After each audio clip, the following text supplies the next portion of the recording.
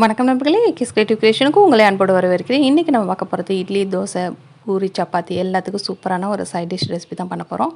வாங்க இப்போ எப்படி பண்ணுறதுன்னு பார்த்துடலாம். இப்போ ஒரு பேனில் கொஞ்சம் போல் எண்ணெய் சேர்த்துக்கிறேன். எண்ணெய் கொஞ்சம் கூடுதலாக சேர்த்துக்கிட்டிங்கன்னா இந்த ரெசிபிக்கு நல்லாயிருக்கும். அதோட இது 2 நாள் 3 நாள் கூட கெடாது. அதுக்கேற்ற மாதிரி எண்ணெய் நம்ம கூடுதலாக சேர்த்தானாக்கா அந்த ரெசிபியும் வீணாகாமல் இருக்கும். இப்போ எண்ணெய் சூடான பிறகு வெங்காயம் வந்து பொடி பொடியாக கட் பண்ணி வச்சுருந்தேன். அது சின்ன சைஸில் 3 பெரிய வெங்காயம் எடுத்திருந்தேன். அதை கட் பண்ணி உள்ளே சேர்த்துருக்கேன். இதோட 3 பூண்டு வந்து தோலோடு நல்லா நசுக்கிட்டு அதையும் சேர்த்துருக்கேன். ஒரு 7லேருந்து 8 தக்காளி, நல்ல பெரிய பெரிய தக்காளியாக 4ஆக கட் பண்ணிவிட்டு அதையும் சேர்த்துருக்கேன்.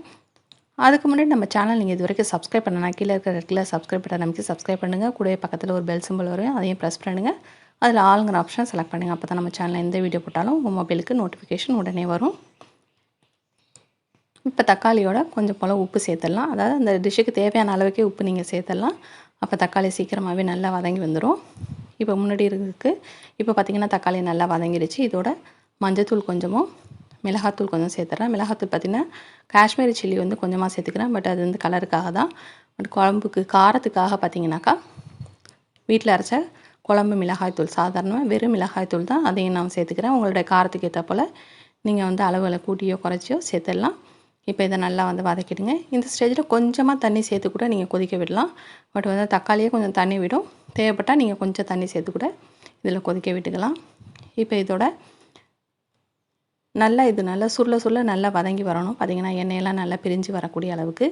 கடைசியாக பார்த்திங்கன்னா கொஞ்சம் போல் நான் வந்து நாட்டு சக்கரை சேர்த்துறேன். நீங்கள் வெல்லம் சேர்த்தாலும் சேர்க்கலாம்.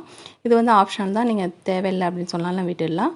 அவ்வளோதான். இதோட எண்ணெய் பிரிஞ்சு வர ஸ்டேஜுக்கு நம்ம வந்து ஸ்டவ் ஆஃப் பண்ணிடலாம். இப்போ கரெக்டாக நமக்கு தக்காளி தொக்கு வந்து நமக்கு ரெடி ஆகிடுச்சு. இது 2 நாள் 3 நாள் கூட நீங்கள் வச்சு யூஸ் பண்ணலாம். ஃப்ரிட்ஜில் வச்சிங்கனாக்கா அப்பப்போ எடுத்து சூடு பண்ணிவிட்டு பயன்படுத்திக்கலாம். இப்போ இது போல் சூடான தோசையோடையோ இட்லியோடையோ ஈவன் சாதத்தில் பிசைஞ்சு சாப்பிட்டா கூட நல்லாயிருக்கும். கண்டிப்பாக ட்ரை பண்ணி பாருங்கள். வீடியோ பிடிச்சிருந்தால் லைக் பண்ணுங்கள், ஷேர் பண்ணுங்கள். வேறு ஒரு இன்ட்ரெஸ்டிங்கான வீடியோட உங்களை மீண்டும் சந்திக்கிறேன். வணக்கம்.